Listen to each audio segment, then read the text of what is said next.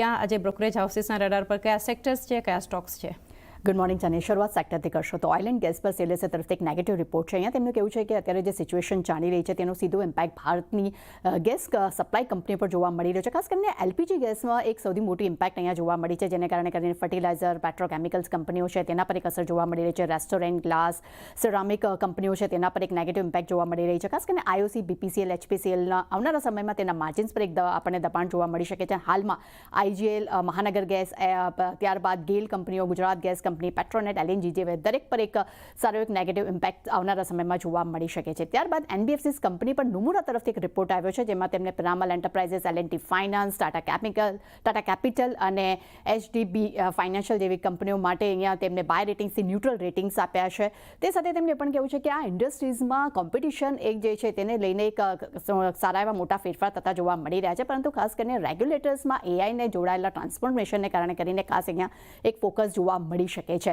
ત્યારબાદ financial company પર જેફરીસના report પર નજર કરશું. અહીંયા થોડોક આપણને એક મિશ્ર રિપોર્ટ જોવા મળી રહ્યો છે. તેમનું કહેવું છે કે પશ્ચિમ એશિયામાં જે અત્યારે જે તણાવ ચાલી રહ્યો છે તેને કારણે કરીને ફાઇનાન્શિયલ કંપનીમાં એક મિશ્ર અસર જોવા મળી શકે છે. ખાસ કરીને બેન્કોથી વધુ લોન ગ્રોથની શક્યતા અહીંયા જોવા મળી છે. ક્રેડિટ ખર્ચનું રિસ્ક વધી શકે છે, પરંતુ એનબીએફસીઝમાં એનઆઈએમ અને ક્રેડિટ ખર્ચ અને ગ્રોથ પર એક નેગેટિવ ઇમ્પેક્ટ પણ આવનારા સમયમાં જોવા મળી શકે છે. લોવર ત્રણેય જ રિપોર્ટ સેક્ટર વાઇઝ નેગેટિવ જોવા મળી રહ્યા છે. ત્યારબાદ બજાજ ઓટો પર નજર કરશો.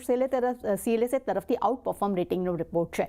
લક્ષ્યાંક તેમને 11,410 રૂપિયા પ્રતિ શેર કર્યા છે. અહીંયા તેમનું કહેવું છે કે મહારાષ્ટ્ર સરકારે નવી ઓટો રિક્ષા પરમિટ પર જે પ્રતિબંધ લગાવ્યો છે તેની કોઈ બહુ મોટી અસર બજાજ ઓટો પર જોવા નહીં મળી શકે. ત્યારબાદ મારુતિ સુઝુકી પર નજર કરશો. મોતીલાલ ઓસવાલ તરફથી ખરીદારીનો રિપોર્ટ છે. લક્ષ્યાંક તેમને 17,406 રૂપિયા પ્રતિ શેર કર્યા છે. અહીંયા તેમનું કહેવું છે કે ઓટો ઇન્ડસ્ટ્રીમાં મારુતિનું પ્રદર્શન ખૂબ જ ખરાબ રહ્યું છે. તેનું મેઇન કારણ એ છે કે હોલસેલ ડિમાન્ડ્સ જે છે તેના આંકડા નેગેટિવ આવ્યા હતા. કંપનીના ખરાબ પરિણામનું ઇમ્પેક્ટ જોવા મળ્યું છે, પરંતુ સામે રિટેલમાં ખાસ એસયુવીની ડિમાન્ડ જે છે સતત જોવા મળી છે. આ કારણસર એપ્રિલ 2026થી એક નવી શરૂઆત તેઓ જોઈ રહ્યા છે. એટલે મારુતિ સુઝુકી માટે એક પોઝિટિવ રિપોર્ટ અહીંયા તેમના તરફથી જાહેર થતો જોવા મળી રહ્યો છે.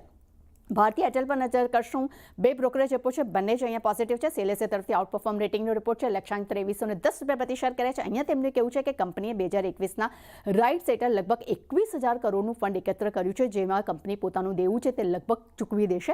જેફરીસ તરફથી પણ ખરીદારીની સલાહ છે. લક્ષ્યાંક તેમને 2250 રૂપિયા પ્રતિ શેર કર્યા છે. અહીંયા તેમનું કહેવું છે કે રિલાયન્સ જીઓના આઈપીઓમાં વિલંબને કારણે કરીને ડેફિનેટલી આવનારા સમયમાં એક કોમ્પિટિશન વધી શકે છે, પરંતુ ઓવરઓલ એક પોઝિટિવ બ્રોકરેજ રિપોર્ટ ધરાવી રહ્યા છે. ઓએનજીસી પર મેક્વાયરી તરફથી આઉટ પરફોર્મ રેટિંગનો રિપોર્ટ છે. લક્ષ્યાંક તેમને 300 રૂપિયા પ્રતિ શેર કર્યા છે. અહીંયા તેમનું કહેવું છે કે ઓઇલની કિંમતોમાં જે અસ્થિરતા છે તેનો સીધો ફાયદો અહીંયા આવનારા સમયમાં કંપનીને થઈ શકે છે. અને છેલ્લે નજર કરશું ટાઇટન પર. યુબીસી તરફથી ખરીદારીની સલાહ છે. લક્ષ્યાંક 5,300 રૂપિયા પ્રતિ શેર કર્યા છે. અહીંયા તેમનું કહેવું છે કે જે અત્યારે પશ્ચિમ એશિયામાં તણાવ ચાલી રહ્યો છે, જેને કારણે કરીને ઇન્ટરનેશનલ માર્કેટમાં સેલ્સ પર દબાણ આવી શકે છે, પરંતુ લાંબા ગાળે ગ્રોથ તેમને ખૂબ જ એક વ્યવસ્થિત લાગી રહ્યો છે. એટલે ઓવરઓલ ટાઇટન માટે એક પોઝિટિવ બ્રોકરેજ રિપોર્ટ જોવા મળી રહ્યો છે. એટલે ચાની ડેફિનેટલી ઘણા બધા બ્રોકરેજ હતા, પણ દરેક પર એક સારી એવી એક્શન જોવા મળી શકે છે.